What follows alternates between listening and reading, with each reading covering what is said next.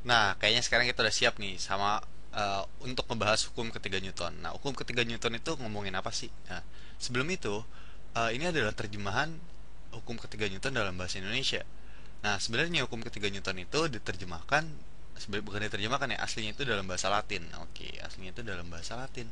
Nah, dia diterjemahin atau gini deh, atau Newton sendiri itu sebenarnya bukan orang Latin gitu, tapi dia orang Inggris gitu ya. Nah, dia orang Inggris. Tapi pada masanya Newton itu umum banget nih menggunakan bahasa Latin untuk ya mungkin tulisan-tulisan yang berbau serius kayak gini gitu. Nah, oke, sekarang kita baca hukum ketiga Newton ini dan coba kita mengerti. Sekarang, ayo baca.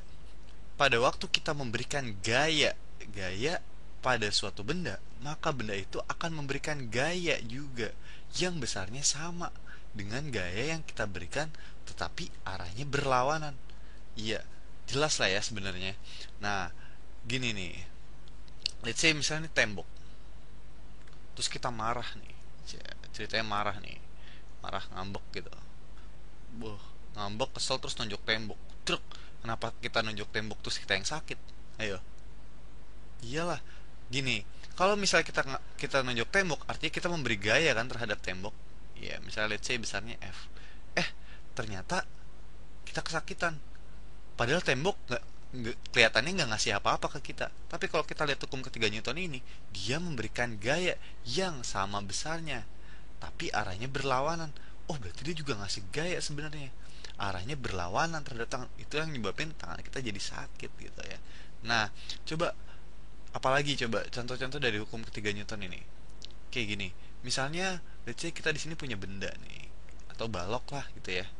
Terus kita coba dorong balok ini ke arah kanan misalnya. Kita dorong balok ini ke arah kanan, ini tangan nih. Oke, ini tangan. Ya, ini tangan gitu. Nah, terus kita dorong dia ke arah sana.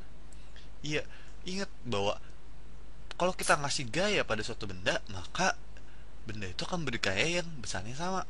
Oke, kita ngasih gaya ke sana. Terus gimana coba? Kok dia ngasih gaya balik ke kita? Iyalah, coba. Coba sekarang kalau di dekat kalian itu ada meja atau ada apa, coba deh dorong. Iya, kerasa nggak kalau tangan kalian itu tertekan? Iya, sebenarnya benda yang kalian dorong itu juga memberikan gaya kepada tangan kalian sehingga kalian merasa bahwa ya tangan kita tertekan gitu ya. Nah, coba contoh lain dari hukum ketiga Newton ini.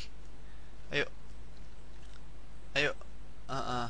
Misalnya gini, ada tentara pernah dong lihat film-film apa?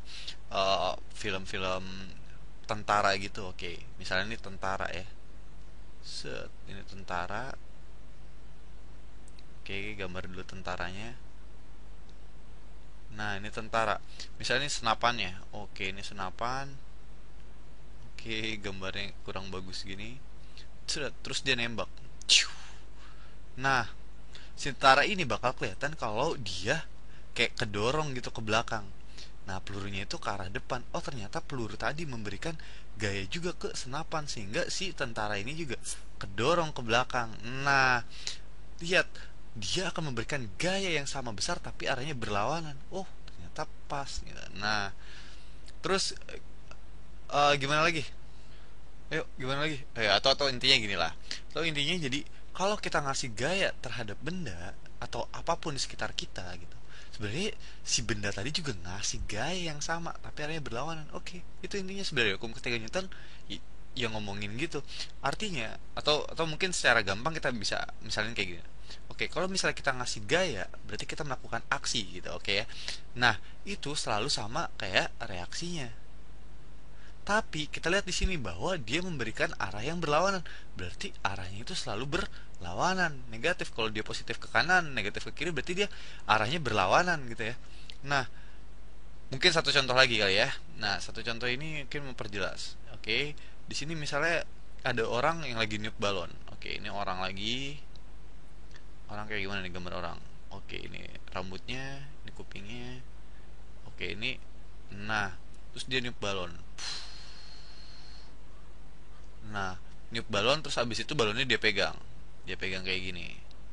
Ya, dia pegang. Nah, ini tangannya. Nah, pas dipegang, balon itu dilepas, gimana jadinya balon? Oh, balonnya loncat ya atau terbang ke sana. Ciu, terbang ke sana. Nah, ternyata udara pada balon itu Gimana udaranya? Ya udaranya itu didorong sama balon gitu.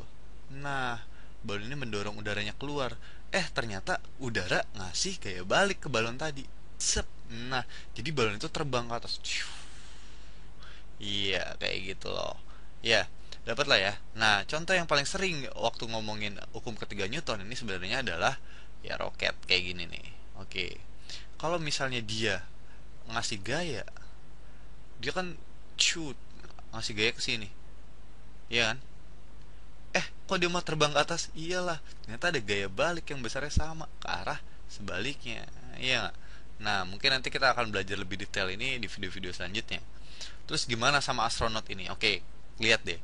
Kalau astronot ini kan gimana yang ngambang gitu ya di udara ya. Nah, jadi sekarang bayangin kalau kalian juga tuh ngambang, sekarang lagi ngambang di udara, terus megang benda yang berat banget gitu. Oke, megang benda yang berat banget. Terus abis itu kalian dorong bendanya. Ingat hukum ketiga Newton. Oke, ternyata kalau kita dorong ke sana, seharusnya gimana?